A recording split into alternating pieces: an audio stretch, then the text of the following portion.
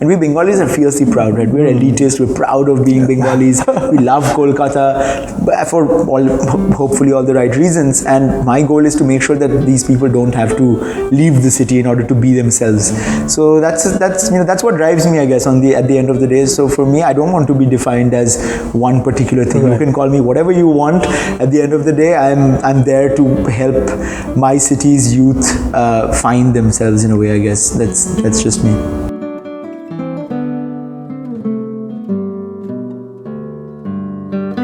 You had the front seats to experience one of the greatest entrepreneurial journeys of modern Bengal. Right. Please share with us a little bit about how that shaped you as a child, your thought process. Please share with us a little bit about that. Sure. I mean, see, when you are growing up in the house of an entrepreneur, somebody who started from absolutely nothing and created a name for himself, and not just any name, it's as the name as the pioneer of education in this part of the country, you get inspired a lot from a very young age, right? And so when my friends who are, my friends when I was 5 years old, they were playing cricket on the street with a plastic bat. I was holding my dad's hand, going to visit ministers and educationists and VCs of universities and principals of schools. So I had a very different kind of upbringing, And so from a very young age, I knew that for me, it would always be important to do something which not only benefits people around me, and I think education is a great way of doing that, obviously, because it's a great way for bringing people out of poverty. We've done that for so many hundreds of thousands of people over the last 35 years, but also to bring value to society using the entrepreneurial mindset, right? So because at the end of the day, what are you doing? You're taking a problem and then you're trying to find a solution for it in the most basic way of looking at it. Correct. And it's something that my father, I guess, Professor Roy Chowdhury, did very successfully. And in spite of the fact, I think it's a big testament to the fact as well that most entrepreneurs are born with it. Of course, your environment, your society, when you're growing up, has a certain effect on it. But a lot of people, I think, who are meant to be entrepreneurs are born with it, because when I've seen him compared to his friends or people around him, he's very different. And he grew up in the house of a postman in Bangladesh, in Khulna. From there to, you wouldn't expect somebody like that to, come and create so much value in terms of education, and he never even went to an English medium school. He always had this urge of doing something with his hand, teaching in his garage. So a lot of learnings from very young age. And when I grew older, I realized the true value of it. I think now, even if I spend half an hour, 45 minutes with my dad, talking about work, talking about how he looks at the world, for me it's an equivalent of a business school class. It's like everything is a case study, So I've been very, very fortunate that way, and having been egged on from a young age that you have to do something for yourself. Right. The fact that I was brought up in a very middle class environment. We weren't allowed to splurge. We never saw luxury growing up. I think that was a very important part of our growing up as well. We were never spoiled. For us, it was very important, for my parents especially, that we grew up grounded. We knew the value of money. And I think I would like to quote an example here. When I was young, I remember I was in 10th grade or something, and I really wanted a MacBook because I'd come first in class 10th year in a row, and I was like, this is my chance. I need to ask for something. Papa was like, what do you want? And he didn't expect I would say, I want an Apple MacBook. And he was like, what's so special about a MacBook? I was like, I don't know. It's a computer, and it's very fast, and it looks slick, and Apple makes it. And he was like, no, what is really special? You get that in all the laptops. I was like, I don't know, it has a backlit keyboard. And he was like, here's 10 rupees, go buy yourself a light bulb and put it in front of your computer, because it doesn't make any sense to buy a super expensive computer for no other reason. That's a very simple example, but it shows the importance of the value of money for somebody who's made it from absolutely nothing. That's very deep, and I think often I have seen people overlook that trait, and being at that level, where he could afford anything for you. But that lesson was phenomenal. Yeah, well, I guess till now I am kept in very strong reins. If it's about work, if I want to do some development work, I have taken loans from him to do certain projects, but I have to return them back with interest. It's taken as a professional loan. It's not like you're my son, so I will give you this, and everything has to be backed by logic. You can't have a conversation with him if it's not backed by logic, with a detailed project report with numbers, statistics, figures. Needs to be done. I don't get any special treatment at all. So yeah, I'm on the same playing field as everyone else. Phenomenal. And did that help you, when you went for higher studies, that whole construct of in your mind? Well, it definitely did. I had a very frugal lifestyle when I was studying abroad as well, partly because I was funding part of my education myself. Right. I started my first company.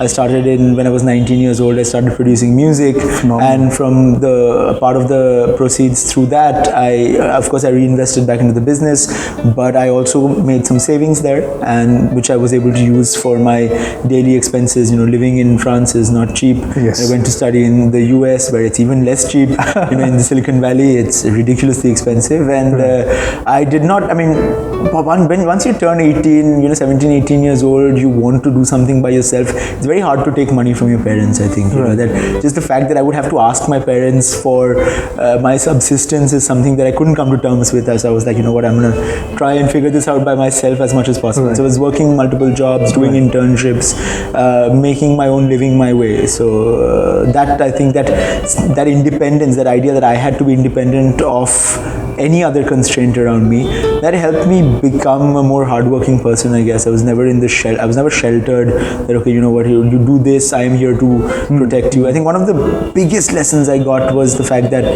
very early on, my father's telling me that, the only thing that you get from me is education. I'm going to give you the best education in the world. Don't worry about that. But other than that, you have to fend for yourself.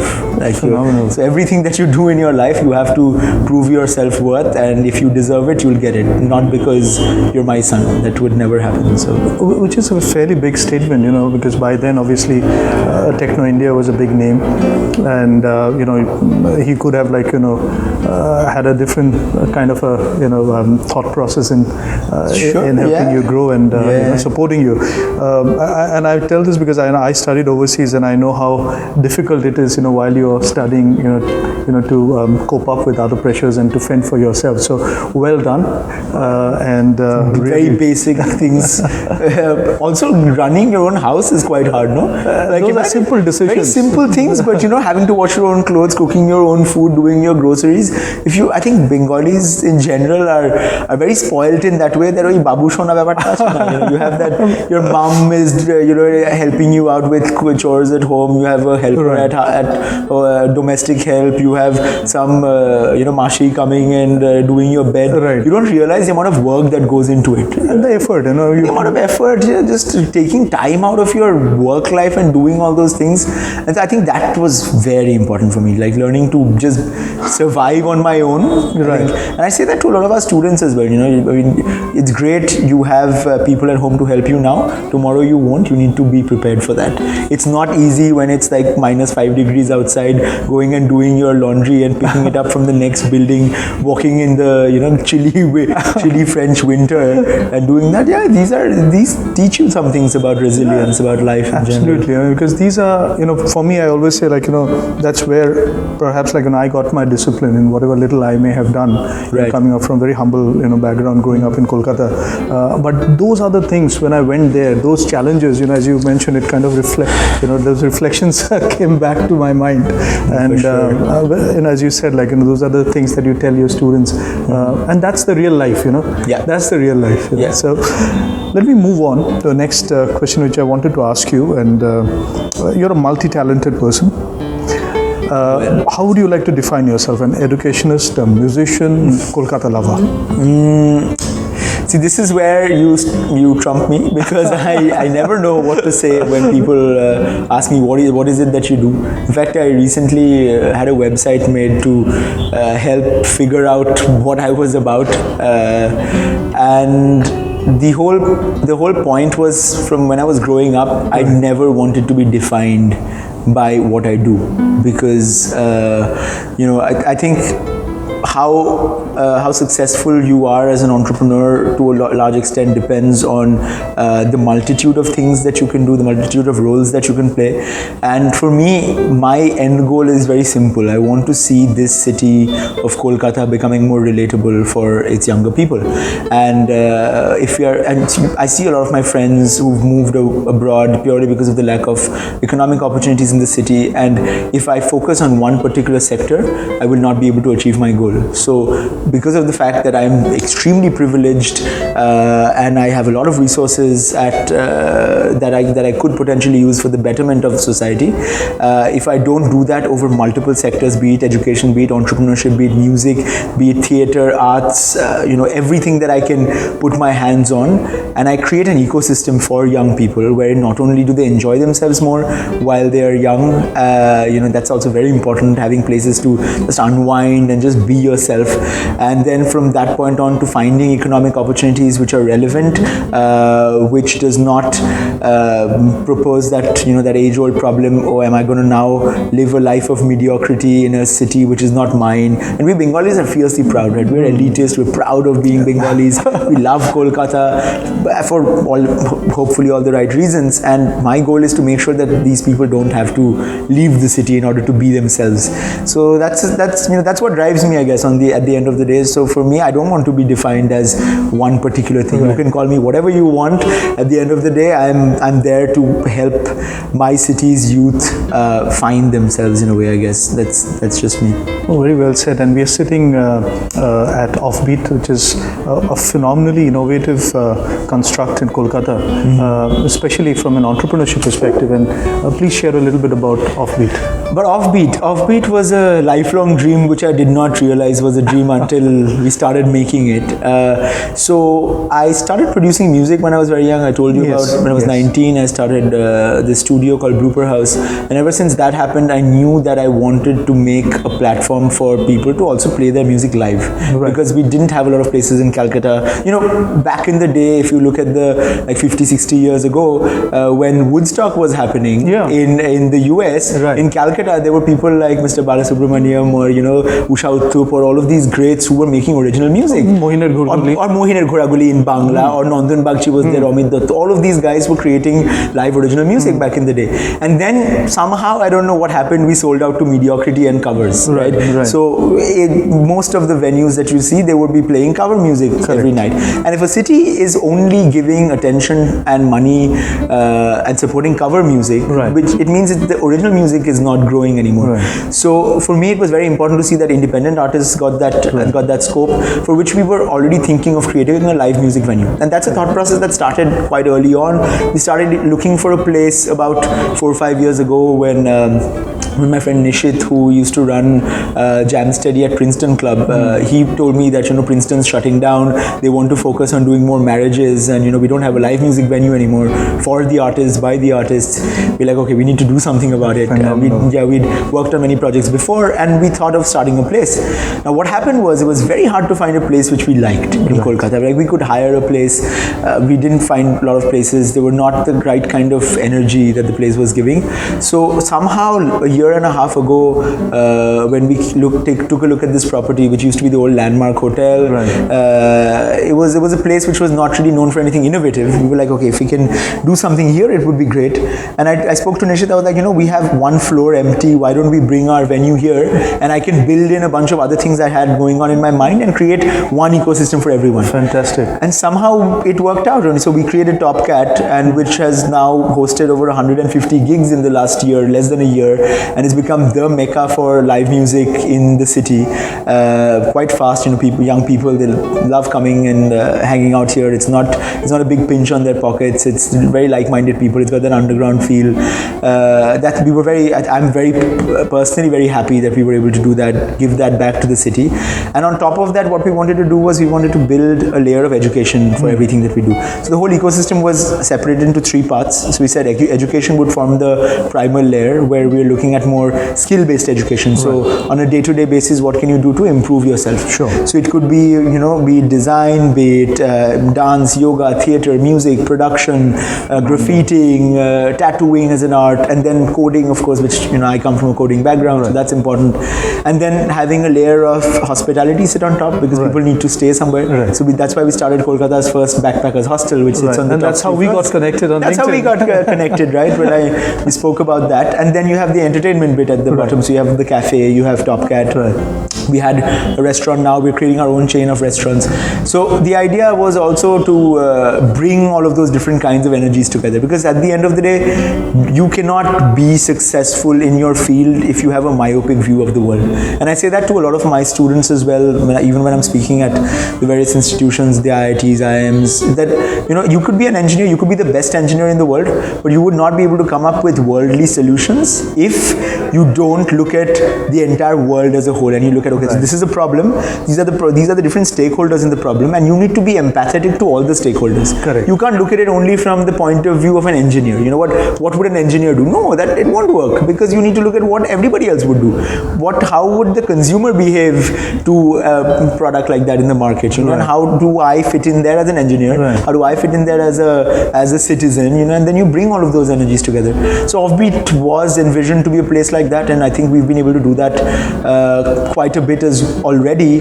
And we have an incubator, we have co-working spaces, we have so many mix of so many different people coming in. So even if you look at just the backpackers hostel, for example, on any given day there's 5 people from abroad who have come to Kolkata either to travel, visit, start a new project, be part of an NGO. And on the other side, you have students from around here who've come here to learn coding, or they've come here for a dance workshop, or they've come here, they're a part of a band which is playing. So the mix of all those people, I think it just helps build empathy for each other. And very symbiotic, relationship within this ecosystem. So it's also like, a cross-pollination of culture, as well as a lot of different kinds of skills. You spoke about, the example of engineering, and engineering by itself is more of a backbone, but you need to have a design, you need to have a face to that engineering construct.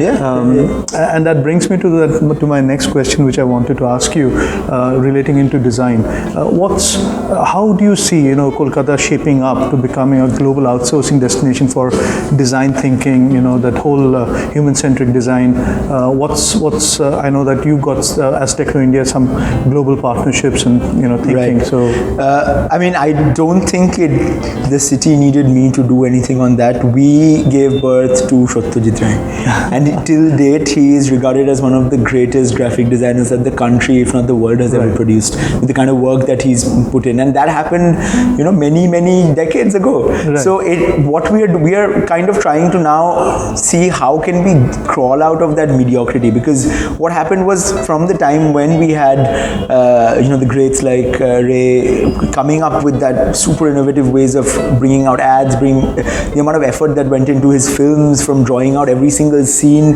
to creating the costumes, to creating that entire that vision of what that fantasy world would look like, to now where we've really digressed a lot. I think regressed and digressed. But if you walk on the streets of Calcutta, then if you look at the average hoarding, it's so ugly. Like, you can't walk through the street without being appalled by the amount of absolute junk and the lack of attention to detail that we have. And if we want to really position ourselves for the future, where we're not just slaves, or we're not just outsourced individuals for massive projects happening in the so-called developed countries, we need to build better design aesthetics in general. And not just aesthetic design, I'm saying also functional design, because a lot of the times inefficiencies creep in when the design of any project that you're doing itself is not very functional. So that's something that I would like to propose for the coming generations. I've always been, I'm not a designer myself, but I like looking at things from a design thinking perspective to a certain extent, because I was part of the design thinking program when I was at Stanford as well. And I have had a lot of friends who are designers. I love the way that they look at the world. And I would like to start that for more than the fine arts perspective, more on the commercial art perspective, that hey, you know what, I'm doing art, how do I successfully monetize my art as well, Right. which is of use to somebody else, rather than looking at it only from a traditional perspective that maybe one day I will be popular and somebody's going to buy my art for a few lakhs, you know. Otherwise most fine artists do not make a lot of money, and if they had a bit of design sensibilities built into them, maybe it would help. Which is why we, you know, just created this whole partnership with École Intuit Lab, which is a big French design school. In fact, the founders of Intuit Lab themselves are designers from way back in time, and they've created massive brands like, you know, Lacoste or French Open or BNP Paribas. These brands are all created by these guys, right? So we're very close friends. Clément, Frédéric, they've been, you know, running design agencies in France for a long time, and we said, you know, why don't we do something for Calcutta, because it has its in, you know, Calcutta has design in its blood. There's a basic DNA inside. It is part of that DNA, that art, that, you know, every Bengali household has so much art and, you know, design built into it. It's somehow that, you know, when we get to the work sphere, we somehow lose our, you know, design aesthetics and we sell out in some way. So hopefully through our various programs in visual communication, through you know, design, digital design, through game art design, which we're doing with Ubisoft. Actually, we got Ubisoft on board, which is one of the biggest game design companies in the world. So they are providing all the infrastructure support for our game art design, and game art is becoming a huge thing. You know, like the gaming industry is, in fact, it employs more people and is bigger in value than films, music, and books put together. Right. It's a massive industry. So we will need a lot of game designers in the future, and I want to see that that my fellow Calcuttans are able to take on those roles and not having to go all the way to Hyderabad or to Bombay or to Delhi to study. You know, we should have a world-class design school in Calcutta. So we're really looking forward to it, because you know, even I'm a product of, like, you know, Kolkata, and studied in Don Bosco Park Circus and then went out of Kolkata. And yeah, I mean, such opportunities will, like, you know, entice me to come back anytime. You know, hopefully, this is where I kept my heart. Like all of us, you know, all of us who's gone abroad to study, I'm sure there's a little piece of us always saying inside, you know, you have to go back to Kolkata, you have to do something for your hometown, because, you know, if not you, then who? I think that's the question that needs to be asked. Absolutely. So, you know, we touched upon a very important, you know, side of things, design thinking. Now, from a Techno India's perspective, you know, the whole landscape of what is required from a work perspective and the future of work is being redefined. You know, how is Techno India, you know, shaping up the thought process of its students? What are you thinking from, you know, aligning to that future of work perspective? I have a two-pronged answer for that, if I may, because I think it's not a very unidirectional problem. It's not a one-dimensional problem as such. So, you know, at the beginning of the last decade, there was a lot of talk about, you know, how the future of work is going to get disrupted by AI, and how all the jobs are going to, you know, 70% of the jobs are going to get lost because of advancement of technology, blah, blah, blah. But, you know, I am a technology person. I have grown up with more technology than most, because I'm very curious. I've always tried to be very hands-on with technology. I studied computer science as well. So I've been at the forefront of technology. And I see that, at the end of the day, technology is just an enabler, right? And it's not that we didn't have very, very sharp minds doing incredible work 100 years ago. But 100 years ago, technology was not really there as much. So what will really get disrupted is mundane work. You know, the repetitive mundane work is what get replaced.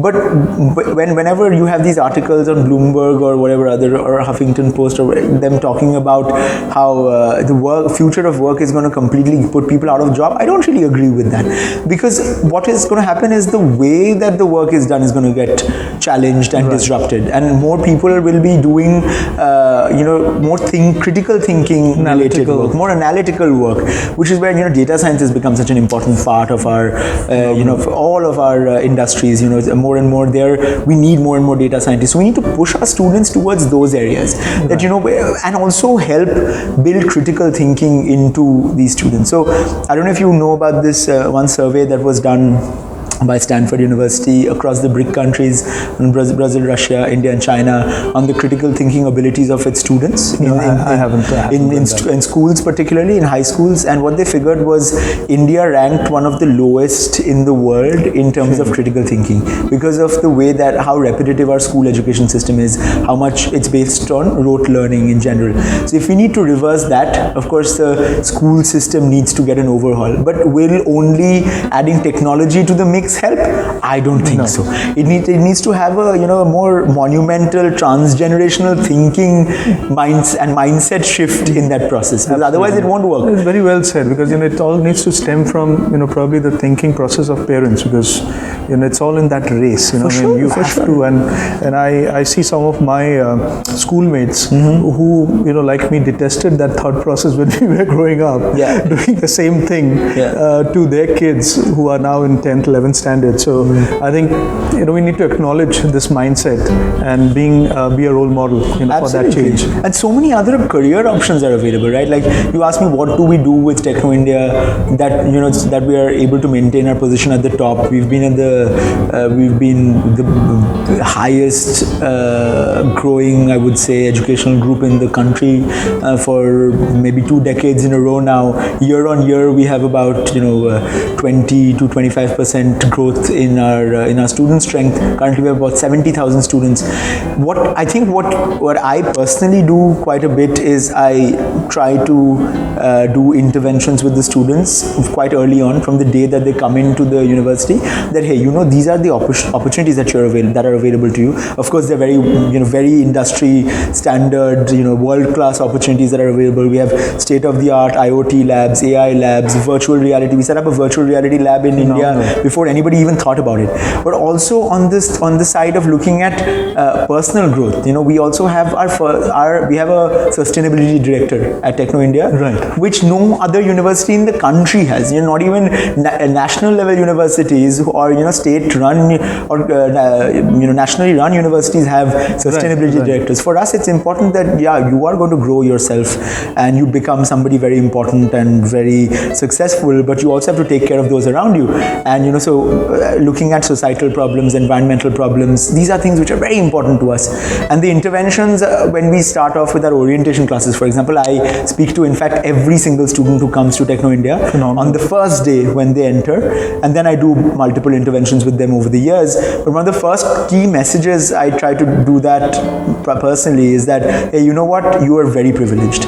You're already here, you're at Techno India, you have been admitted to one of the best institutions or chain of institutions in the country, and what we give to you is way beyond your educational merit.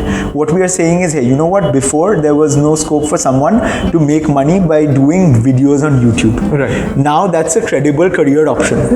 Embrace it. If you have to make TikTok videos in your free time, do it so well that you don't have to do it in your free time, that you can make a career option out of it. Absolutely. So giving people that scope of vision, that there are so many things to be done.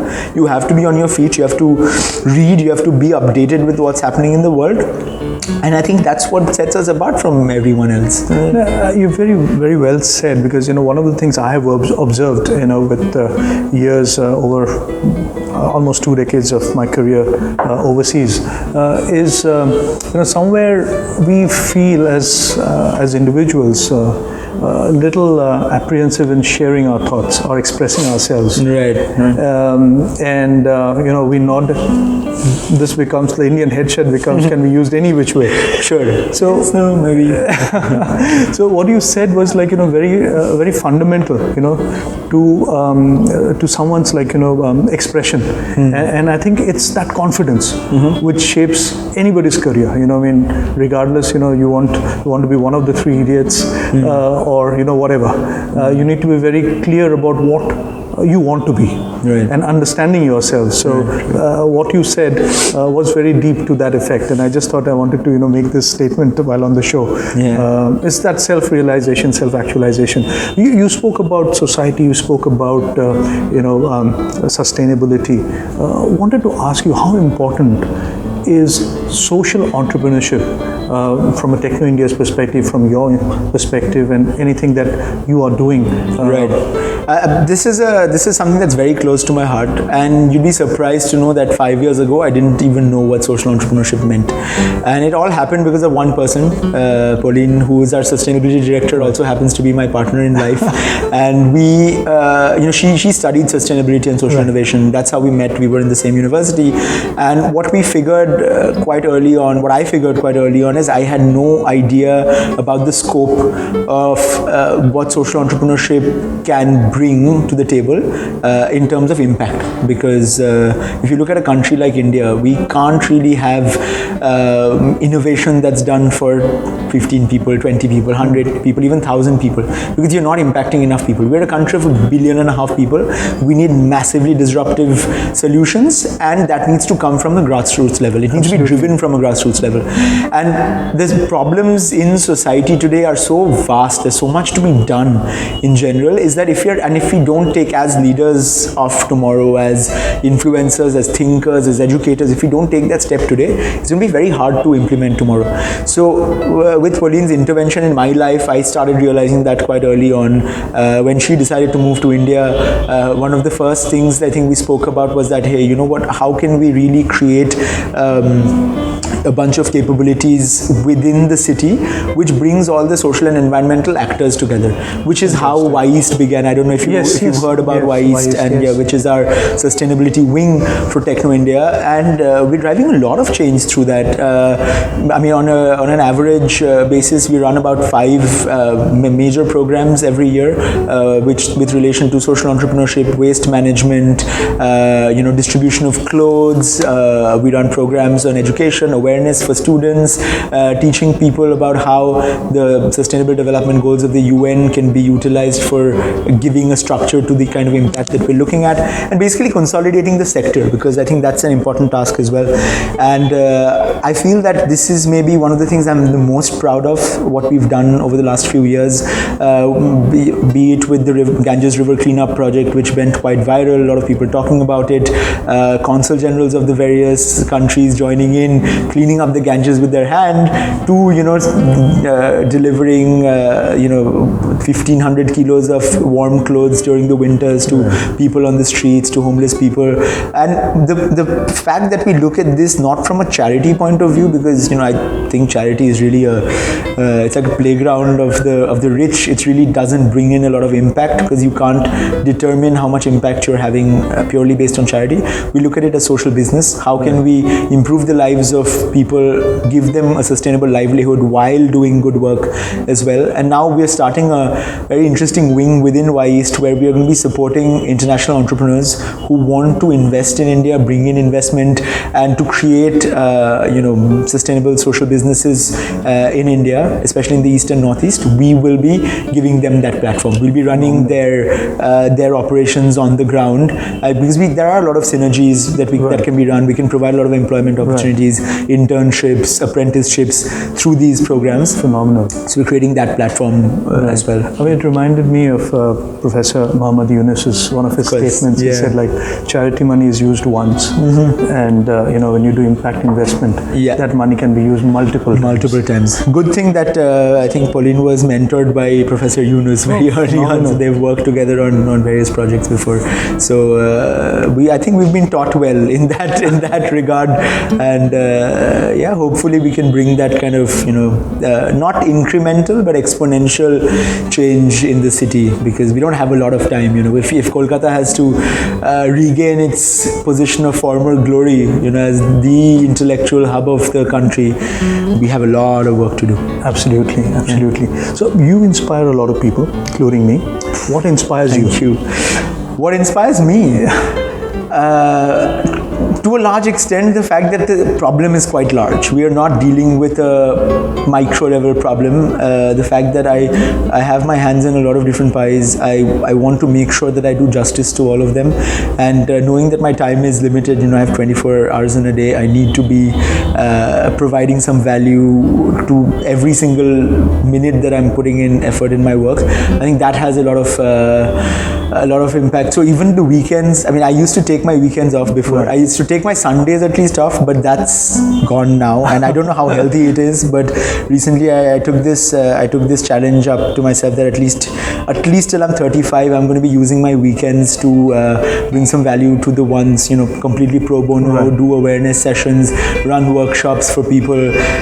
Even this weekend I saw a post on LinkedIn. Yeah. Even this week I was helping Girls Script start a new chapter. I did a 3-hour-long workshop with the students, helping them choose a better career or find where they are more inclined. Because you'd be surprised to know, like, the kind of things I heard. A kid told me that I go to a government engineering college, but I am very depressed because I was kind of pushed into it, and I actually wanted to be a poet. And at some point he started reciting poetry at a Girls Script coding session, and I was like, what's going on? What did I give rise to in this session? I had gone to talk about tech and entrepreneurship and how you can be a better coder. The topic of my talk was coding is the new English. The topic of the workshop. I don't think I talked about coding very much, honestly. People started confiding in me. This is what I've been doing. A girl who has a double master's, is a data scientist currently living in the UK, had come down for her vacations, and she heard that I was going to be doing that workshop, and she came and joined in, and she said, I've worked as a before, and I face so much sexism within the workplace. 9 out of 10 of the people that I used to work with thought that girls were useless and could never be data scientists, and that really broke my heart. I was like, we are, on one side we're talking about so much development, we're talking about tech, we're talking about entrepreneurship, but if we don't get better as people, I mean, you're gonna drive all these people away. You're gonna drive this poor girl had to go all the way to Glasgow, chilly Glasgow, to find a place for herself. And the first opportunity she got, she came back to Calcutta, joined one of my workshops. So it made me very happy to know that, but at the same time made me very sad to see that so many of these kids are being pushed into sectors maybe which they are not very inclined on. I didn't tell any of them to quit their school. I don't think that's a good idea. I said that I gave them some inputs on how they could maybe deal with this better, talk to their parents, improve communication. But at the end of the day, they're parents, they would understand. You say, I'm going to utilize the next 2-3 years of my life honing another skill that I'm good at. Be it photography, be it music, be it poetry, whatever. Finish my degree and do something with that, in the process. And then you gain the confidence of your parents that way a bit as well. Because if they were living in any other country than India, I would have said, quit school tomorrow, do whatever you feel like. But I know that it's not a good idea. In India, there's still a lot of importance given to degrees in general. The trend is changing a little bit, but we will still have to wait at least another decade till till we see that kind of a monumental shift in mindsets. So in order to balance out both sides, I told them, try, you have a lot of free time. You're studying engineering. It's not the toughest thing to do. Utilize your free time to really make professions out of your passions, and then we'll talk. Reach out to me on LinkedIn. I'm happy to talk to anyone. So I guess that gave them a bit of confidence. So many people wrote to me after that. I loved that session. It was great. I did another session after that, actually, speaking to social entrepreneurs in the city from very underprivileged backgrounds, kids of rickshaw pullers, of auto wallahs, of mashis who work at home, their kids being incubated by this French NGO called LP4Y, doing great work in the city, and not just in the city, across many various cities, across many countries as well. So, having these kinds of interventions, I feel that my weekends have a better purpose than me Netflixing and chilling all the time. So now that's what I'm doing on my weekends. I'm trying to add some value to young people, having a conversation, learning from them as well, because they have so many great ideas. If we can together solve some problems, why not?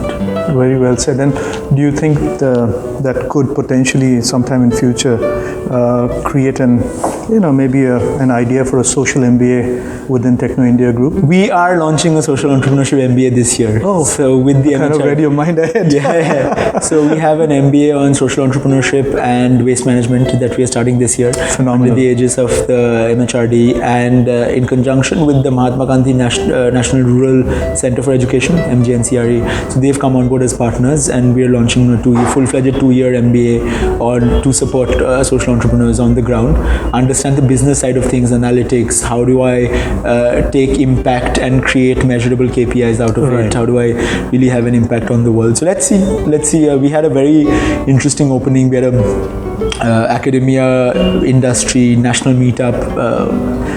Thousands of people were part of that process. It was just last week. We saw very good, receptibility from the students as well. And let's see where that leads us. No, well done, and I'm sure it will be a very sought after course within Techno India. Any message for the youth of India? Oh wow, so many messages. How much time do we have?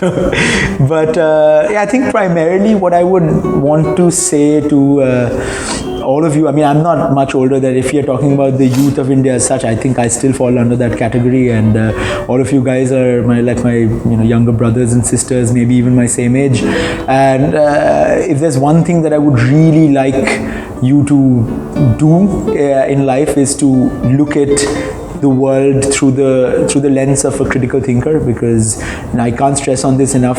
We've already grown up in the kind of environment where we are not encouraged to ask questions, and in most of the classes when we were growing up at school or in college, wherever, we've always been asked, okay, take a class at pade, ask me all these questions after class, or whatever, we'll deal with it.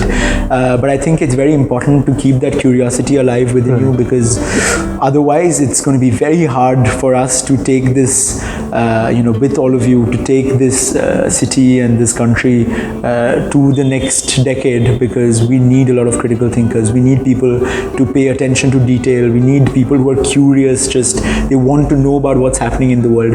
Otherwise, it's going to be a bit of a tough journey. So I really hope we can all join the cause of questioning things around us, providing viable solutions to things rather than just making comments offhand without getting yourselves involved. I think getting involved is a very important part of the whole process, and just be a conscious, active citizen. We don't need a lot of passive citizens. We need people who take action.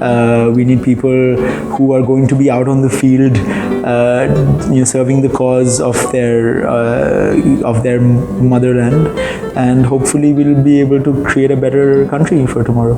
Great. Thank you so much, Meghdut, for being on Leisurely Baatein, and we wish you in Techno India Group, with all your initiatives, that you succeed success. Thank you very much. It's been a pleasure. Thank you so much. Honor.